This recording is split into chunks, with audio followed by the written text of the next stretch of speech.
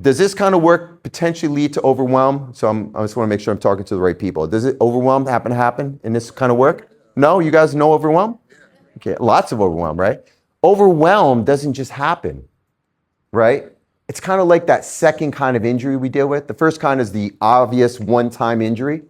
That's obvious. Overwhelm is the cumulative one, right? The one that builds up, and then it hits threshold, and then it's reported. And when they report it, what do they call the date of injury?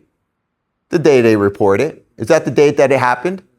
No, it built up, okay? So when you set these practices at set times and locations, I like to look at them like pressure release valves. When you put pressure release valves and say, it's just releasing pressure throughout the day, you're gonna have less probability, less accumulation of things like overwhelm. Does that mean it's never gonna happen? You never get overwhelmed? No, but the probability is less, the frequency is less, the intensity is less. There's days that I get it just so busy that I don't do half of my practices, and then I catch one. And the way I like to look at these practices, and I want you to think about them, is they're like buoys, right? Buoys sitting on water, and life sometimes gets like to be a raging river. You guys agree that sometimes it gets a little crazy? And you miss a bunch of, but the only thing you have to do is this. Put your hand up, boom, you get one. And when you get one, you pull your head up out of water. What's the first thing you want to do when you pull your head out of water? What do you want to do? Breathe, which is a foundational part of these practices.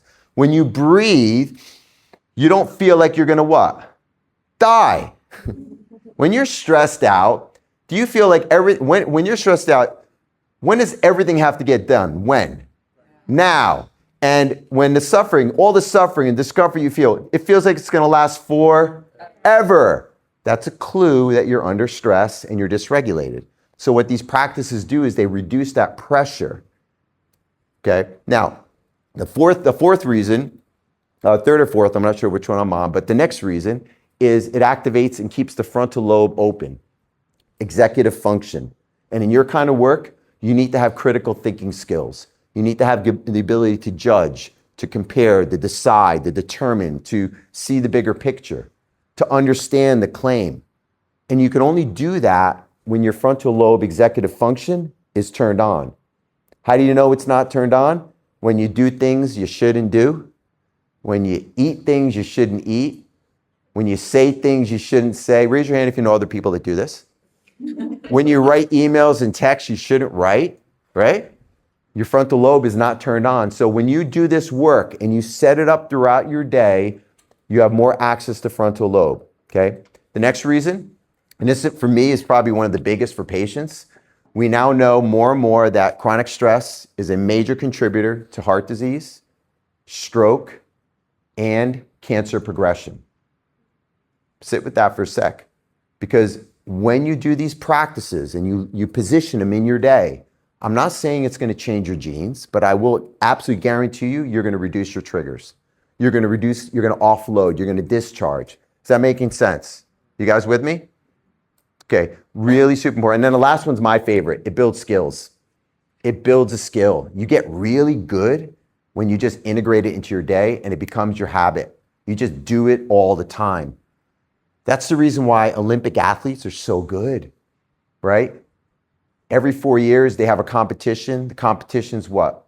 2 minutes, right? Literally.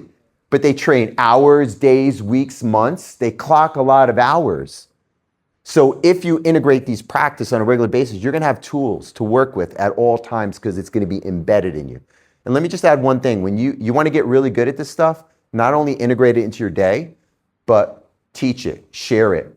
It's the way I do it. Anything I'm teaching my patients, teaching the community, I'm not only doing it, but I'm teaching it and it goes in deeper. All right? You guys on board? Okay.